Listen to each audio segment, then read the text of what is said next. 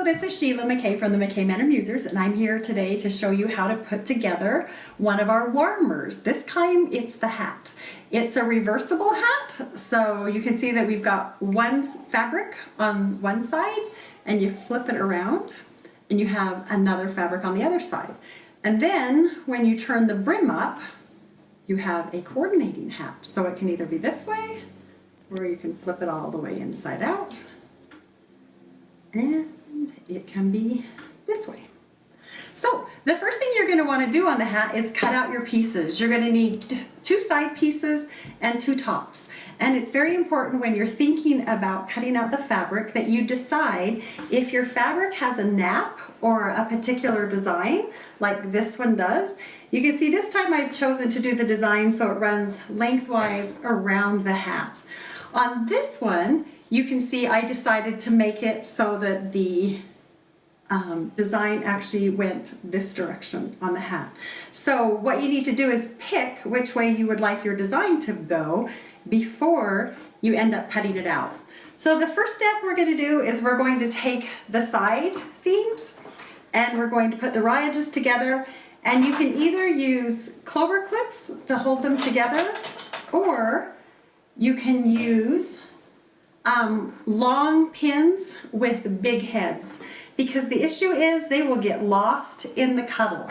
However, I was going to show you these two. These are just corsage pins that my famous videographer over there, we actually bought them for probably her wedding when we were creating our own corsages, but they work great as pins for cuddle because they won't get lost. So with that, I will be right back. We're going to sew this seam. We're back. So now we're going to attach the side to the top. And the best way to do that to make sure that it's going to be even is to put your seam on one side, come directly over to the middle and put a pin there. Then you're going to lift it up and lay it this direction. And you're going to put another pin here and another pin here. That way you've divided it into 4 equal parts, and we're going to do the exact same thing with the top. I'm going to put a pin in on this side and a pin in on this side, and then we're going to fold it directly in half again, and we're going to put a pin in right here and a pin in right here.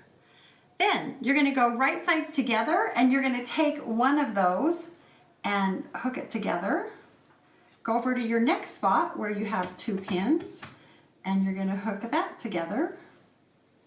Go over to the next spot where you have 2 pins, and you're going to hook that one together. And then the next spot where you have 2 pins, and we're going to hook that one together.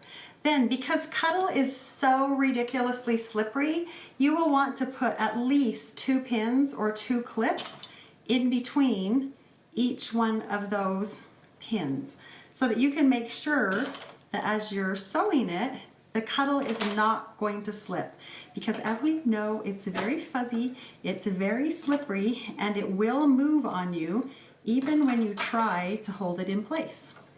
So we have 2 more clips like that. So you can see that we clipped it all together, so it's all even around the hat. And I will take a moment and sew it so you don't have to watch me sew it, and we'll be right back. Thanks to Kira, the awesome videographer over there.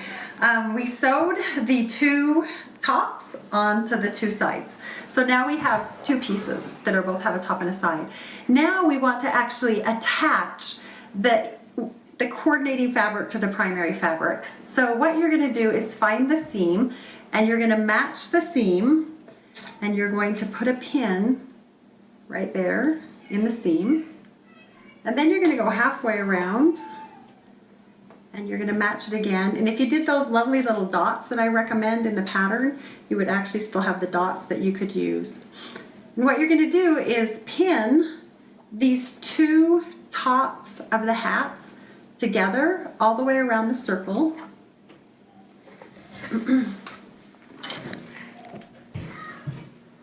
So you're just going to keep pinning and pinning, or clipping and clipping as the case may be.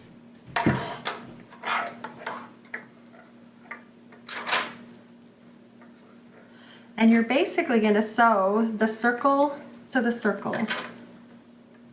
So what we're going to do is put this under the machine and sew all the way around the circle until you get back to the other side. And then the two tops of the hat are going to be joined together so that when you flip them inside out, you know, the tops will always stay stationary and together.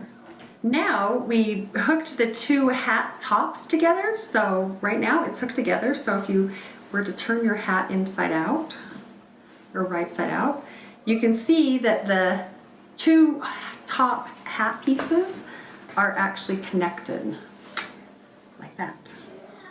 So now our next step is to connect this to this.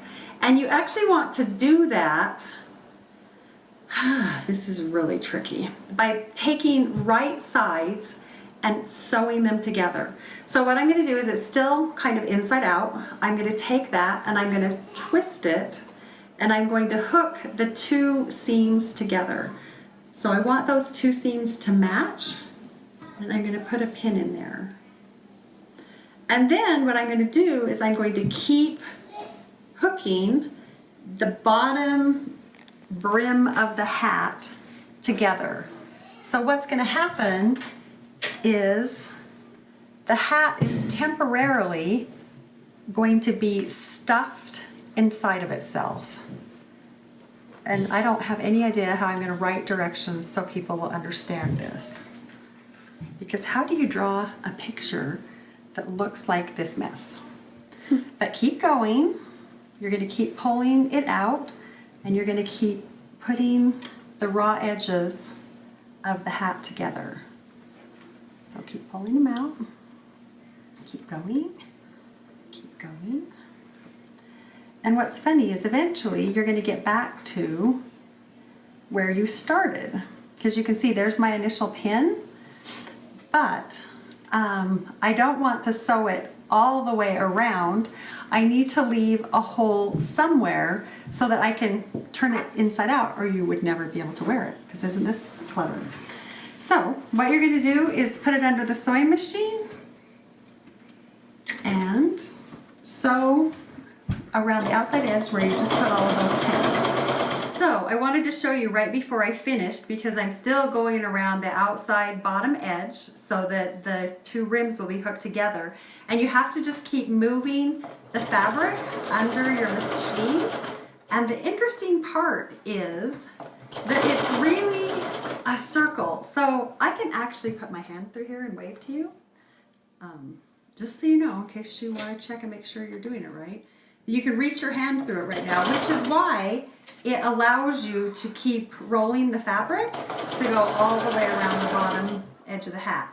Trick is, make sure you stop at a point where you can pull the rest of the hat all the way through. So I'm going to pull it off right now and show you that I've left a hole here where I can start pulling. Once again, you can see that this would be like an arm warmer or something, but it's really not. And now you have to find the hole. Remember how I told you you're supposed to always leave something so you can remember where your hole is? Yeah. All right, so then, by the way, you get fur everywhere when you make this. So make sure and keep a lint roller nearby and a vacuum cleaner nearby, because you're definitely going to need it. Again, I'm going to put a little clip here so I'll remember where my hole is. And now the hat folded inside of itself. And now I'm going to fold up the brim. And voila, you have a hat.